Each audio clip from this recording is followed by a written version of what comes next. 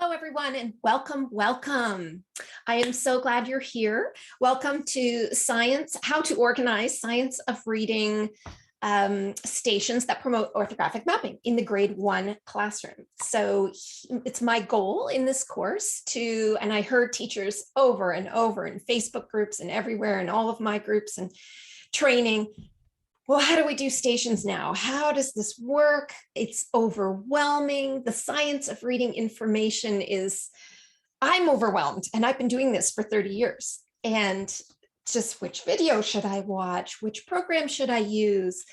It's really overwhelming. So my goal with this course, it's just 6 days to get you in the organized so that all of your stations are ready to go, organized, and so you don't have to think about it. It's to reduce your planning time and to reduce your stress around how do I manage all of that while I'm working with small groups. So I want your focus to be mostly on your ongoing assessments and your small group work with the students. And of course, those juicy, wonderful read alouds with good quality children's literature, developing oral language with see, think, wonder questions. I want your focus to be on that and not on how do I organize my centers and how do I do it so that my students aren't running to me every 5 seconds confused and getting stressed about how much planning there is for this and how to organize it and cutting and pasting and gluing and all of that. So let's get started. I'm just going to share my screen and we will get going. There we go. Okay. How to organize science of reading stations that promote orthographic mapping in 6 days. If you want to do it in less than 6 days, you could do that too. But my goal is that you do a little bit each day. It might take you the full day. It might take you half a day. It might take you an hour or two. But I want you to have room left over for the other things that you have to do because I know you're busy. So here is our schedule for each day. Each day we're going to talk about something. For example, today we're going to talk about the science of reading. We're just going to do a little overview. This course is not about teaching you about the science of reading and orthographic mapping. We're going to, and then you're going to have an activity, like a thing that you're going to have to do every day. Today, you're going to, for example, gather or purchase all of the resources you will need to make your centers work in your classroom throughout the year. Each day, you're going to create a game. I'm going to give you templates as they're going to be over 150 pages that you're going to print out that are games that your students will be able to play with. And those will get you started. And then, so we're going to create a game each day, a set of games. So you're going to create about 35 to 40 games each day, which just means copying them and gathering the resources for them. You don't have to actually make them. And then we're going to talk a little bit about something like, for example, tomorrow, how to structure games around a scope and sequence. And then, yeah, that's it. We're going to focus on one game per day and learn a little bit about structuring the centers or stations or activities, games around so that it's organized enough so that students are not confused and so that you're not stressed. Sound good? All right. So day 1, here we go. Our tasks for today are to talk about this course, my promise to you, what this course is not going to cover, just so that you're clear about what's going on for the next 6 days. As I said, an overview of the science of reading and orthographic mapping, not all about it. And then your assignment is going to be gathering all your materials.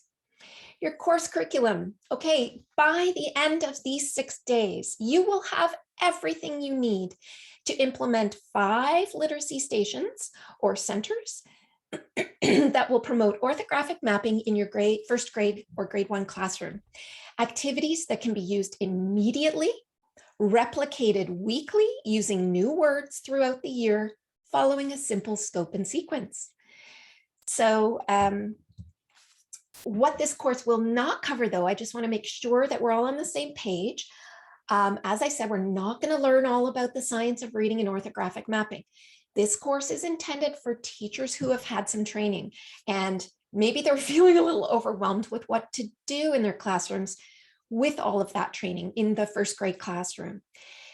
Kindergarten, you could use these in kindergarten to a certain extent, but they're really designed for that focus in first grade and grade 1, that you're going to get them starting with CVC words and moving systematically through the spelling patterns of English, from moving from the simple to the more complex patterns. So that's one thing that you're going to need to get some training on. And I'm sure that if you're here, you've already had some of that. So the other thing this will not go over is where and how to gather the resources you need. You will likely, we're teachers, you will likely enjoy tapping into your own creativity to find the things you need. And thirdly, it will provide you, this course is going to provide you with games. It will not provide you with games for every single spelling pattern for the year. That would be hundreds upon hundreds, maybe even thousands of games. So you will be, though, given all the games for CVC, and I'll talk about that in a minute. And then you're going to be able to use these games as templates and just plunk in the words of the next spelling pattern that you're going to cover. So it's really organized for you to just plunk in words, print and go. All right, let's look at a little overview of the science of reading. The science of reading, simply, is research conducted over the last 5 decades across the world, derived from thousands of studies conducted in multiple languages. This is not a fad. This is not the next new thing. This is just a gathering of many disciplines who have finally come together to share what we know about learning to read. Neurologists talk about what's happening in the brain. Psychologists and speech language pathologists talk about what they know. Educators and teachers talk about what they know. And so it's really a culmination of the best quality information we have about how to teach reading and writing. So number 2, as you see there, this comes from research stemming from so many different disciplines: cognitive, developmental, school psychology, communication, implementation science, linguistics, neuroscience, etc. This is a very vast body of knowledge. And so the reason that we have that slogan with the science of reading, know better, do better, is because, like I said, I've been doing this for 30 years and I feel like I'm dog paddling to try to keep up with all of the research and learn more and more and more and more and more. This course is intended to just, let's just do the next thing we know how to do. Let's just take it one step at a time. There's a lot of information out there for us to learn about, and it's exciting. And every time I learn something new, I love it. Teachers are out there in schools, and they're gathering on the pavement, just chatting about the science of reading and all the things that they're learning with enthusiasm, as opposed to, I don't know how to help. How do I help these students? It's just such a nice change from knowing that we were helping some students, but feeling a little in distress about students moving on that we knew that we weren't helping learn to read and write. So it's a really good thing. And so 3, this is a culmination of a preponderance of evidence to inform how reading and writing develop, why some have difficulty, and how we can most effectively assess, teach, and improve student outcomes. And so the games that you'll be providing are going to do just that. They're going to improve student outcomes by giving students practice with patterns, spelling patterns that they've already been taught and have learned and mastered even. It's going to give them practice so that we get those patterns into long-term memory. If you want more about this, there's a great link there. whatisthescienceofreading.org/science-of-reading-guide. You can go there. Oh, also, I created a website that's called letsgetreadingright.com. And this is where I put all of the information this is my way of keeping my information organized, not my personal information. This was what I did. This was my reaction to, there's so much information now, and teachers are asking, which I've known about for a long time, but teachers are asking so many questions. And I put it into this website for you, the teacher, to try to give you some more. I've just pulled out the information that has worked for me. It's all based in the most prominent organizations and from prominent researchers that I know are really a part of the science of reading as their background. And anyway, this website is something that you can all go to and use. If you want more training opportunities, go to step 2. If you want resources, you go to step 3. If you want to know who the researchers are and organizations that will support you, go to step 4. And I've written some blogs to explain a few of the most typical questions in step 1. All right, so our goal is to improve, our number 1 goal is to improve children's reading fluency and comprehension, not just their phonics. It's to improve their reading fluency and comprehension. So when you have better fluency, you can read words quickly and effortlessly, and you don't have to focus on that, and your working memory doesn't have to focus on that.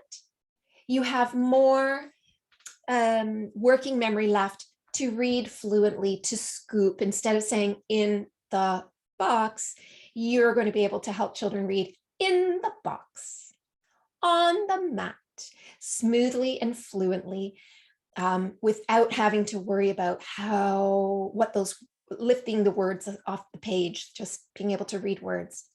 And then comprehension, because until you can read words quickly and effortlessly and fluently, then it's really hard to understand what you're reading. It's just too much for the brain to handle in the working memory. So our number 1 goal is to improve children's reading fluency and comprehension by engaging them in motivating games, yay, playful games that develop efficient, permanent storage of words in memory. That's our number 1 goal.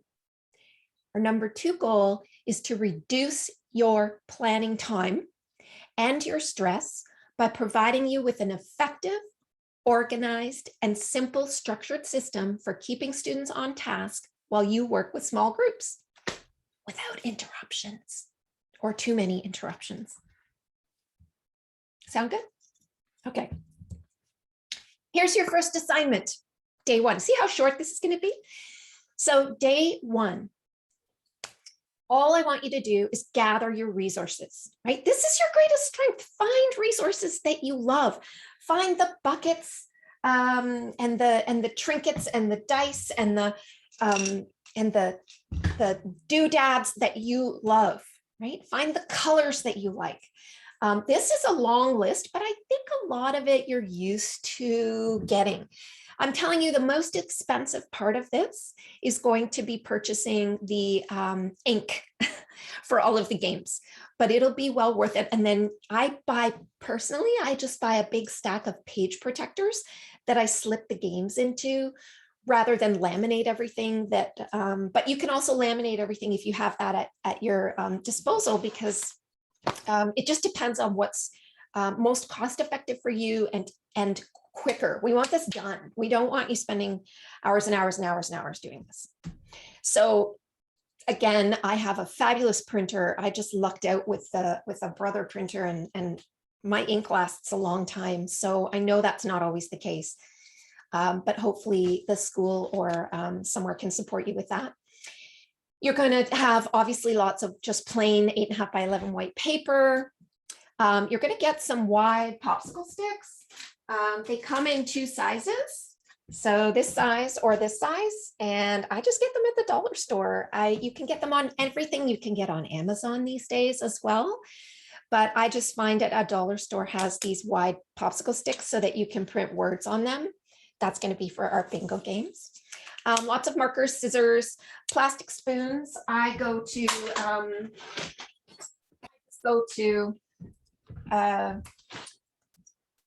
like an ice cream store.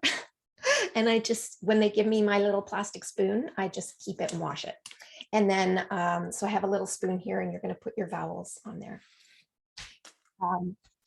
You're going to have dice, and another big purchase will be your buckets and file folders. So my bucket is going to look like this.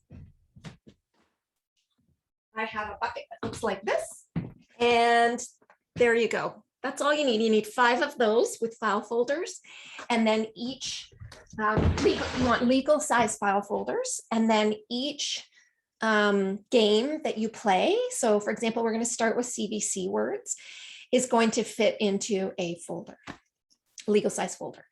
And it has to be a large enough bucket to put things like your popsicle sticks for your bingo games, and some cups, and your containers of dice, and your game pieces, bucket game pieces with buttons or whatever you're playing.